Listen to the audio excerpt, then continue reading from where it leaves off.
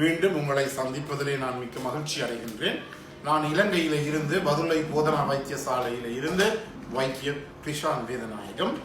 நாங்கள் பார்த்து கொண்டிருக்கின்ற விடயம் எங்களுடைய செக்ஸ் வாழ்க்கையிலே, பாலியல் வாழ்க்கையிலே ஏற்படுகின்ற பிரச்சனைகள், அவற்றுக்குரிய தீர்வுகளை பற்றி நாங்கள் பார்த்து கொண்டிருக்கின்றோம். இன்று ஒரு முக்கியமான விடயம், பல பேர் தொலைபேசியின் மூலமாக தொடர்பு கொண்டு எங்களிடம் கேட்கிற விடயம், ஐயா நான் அதாவது சுய வழக்கம், சுய இன்பம் அல்லது மெஸ்டுபேஷன் செய்கின்ற போது எனக்கு சும்மாக மெஸ்டுபேஷன் செய்கின்ற எண்ணம் வருவதில்லை. எனவே நான் போனிலே இந்த பால் ஃபிலிம்ஸ் என்று சொல்லப்படுகின்ற இந்த பாலியல் சம்பந்தமான திரைப்படங்களை பார்த்து கொண்டுதான் நான் இந்த மெஸ்டுபேஷன் செய்தேன். இது சரியா பிள்ளையா? அடுத்தது சொல்லுவாங்க, நான் இலங்கையில இல்லை, வேறு நாட்டிலே தான் இருக்கிறேன் என்றபடியால கிட்டடியிலே மனைவி இல்லை, அந்த ஊர்ல இருக்கிற பெண்களுடன் அல்லது கேஷுவல் செக்ஸ் ஒர்க்கர் என்று சொல்லப்படுகின்ற பாலியல் தொழிலாளிகளுடன் நான் பாலியல் செய்ய எனக்கு விருப்பம் இல்லை, பயமாக இருக்கின்றது என்றபடியாலே தான் இந்த சுய இன்பம் கொள்ளுவேன் என்று சொல்லி. எனவே இந்த பார்ன் ஃபிலிம்ஸை பார்த்து, அதாவது நீல படங்கள் என்று சொல்லலாம், நீல திரைப்படங்கள் என்று சொல்லலாம், பார்த்து இந்த மெஸ்டுபேஷன் செய்வதிலே ஒரு விதமான பிழையும் கிடையாது. முதலிலே யோசிச்சுக்கொள்ள வேண்டும். இரண்டாவதாக இந்த நீல படங்களை அல்லது பார்ன் ஃபிலிம்ஸை யார் பார்க்கிறார்கள் என்று சொன்னால், இந்த நிகழ்ச்சியை பார்த்து கொண்டிருக்கிற ஒருவராவது இந்த பார்ன் ஃபில்மை ஒரு வாழ்க்கையிலே ஒரு தடமாவது நான் பார்க்கவில்லை, அது ஆணாகவும் இருக்கலாம் பெண்ணாகவும் இருக்கலாம், கையை உயர்த்த சொன்னால் ஒருவர் கூட அதற்கு கை உயர்த்த மாட்டார்கள். எனவே அனைவருமே இந்த பார்ன் ஃபில்முக்கு அடிமையாகி இருக்கிறார்கள்.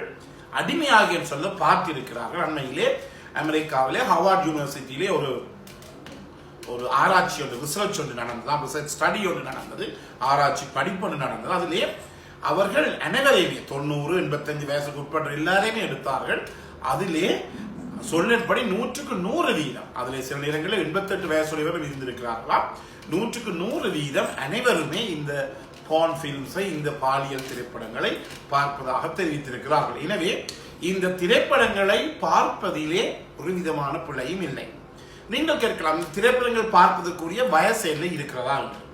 எங்களுடைய இந்த மனநிலை வைத்தியர்களை, சைக்காட்ரிஸ்ட் என்று சொல்லுவோம், சைல்ட் சைக்காட்ரிஸ்ட் என்று சொல்லுவோம், சிறு பிள்ளைகளுக்கான இந்த மனநிலை வைத்தியர்கள் சொல்லுகின்ற ஒரு பார்டர் லைன் என்னவென்றால் 14 வயசு.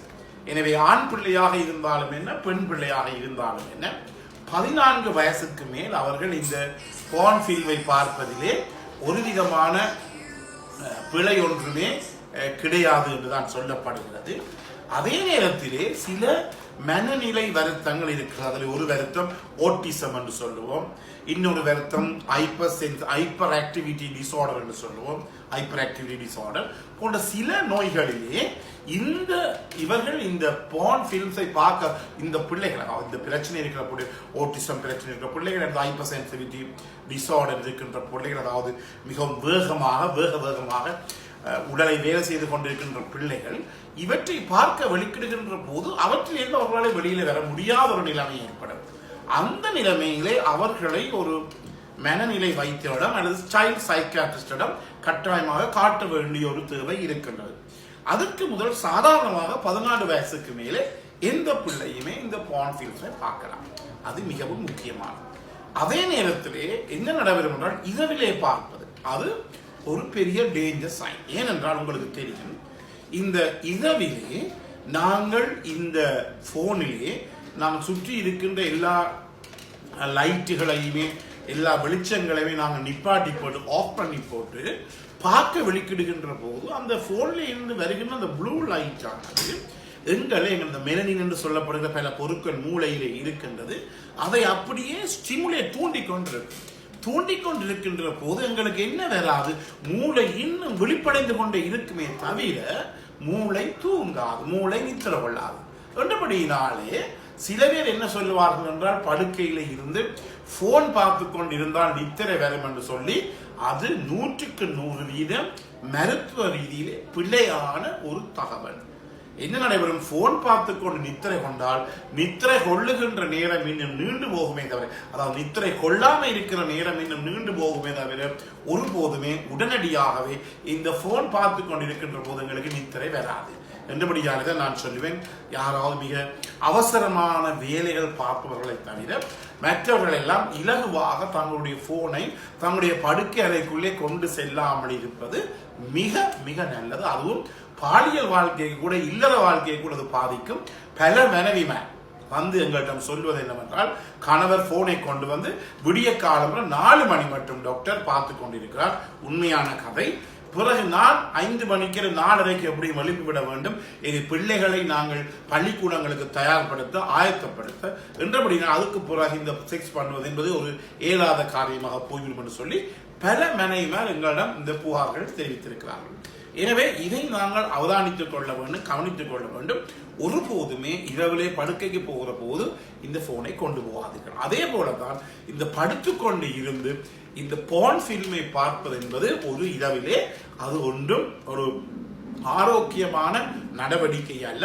ஆனால் என்ன, நீங்கள் பகல் நேரங்களிலே பார்த்து கொண்டு இந்த மெஸ்டிபேட் பண்ணுவது என்பது ஒரு நல்ல விடயமாக இருக்கிறது. ஏனென்றால் உங்களுக்கு சொன்னேன், முதலும் கூட நான் சொல்லுவேன், இந்த காலியல் இந்த மெஸ்டிபேஷன் அல்லது சுய இன்பம் காணுகிற பழக்கம் பல நன்மைகளை கொண்டு வரும். எனக்கு வெளிநாடுகளில் இருப்பவர்கள் அங்கு மனைவி வேறவரிடம், கணவர் வேறவரிடம் அல்லது வேறு ஆண் பெண் துணைகள் இல்லாதவர்கள் என்ன செய்வார்கள் என்றால், அவருடைய பாலியல் வேட்கையை நம்ம டிபிடோ என்று சொல்வோம், பாலியல் ஆசையை டிசையர்ஸை நாங்கள் தீர்த்துக் கொள்கின்றது ஒரு முறை, நல்ல முறை இந்த மெஸ்டிபேஷன்.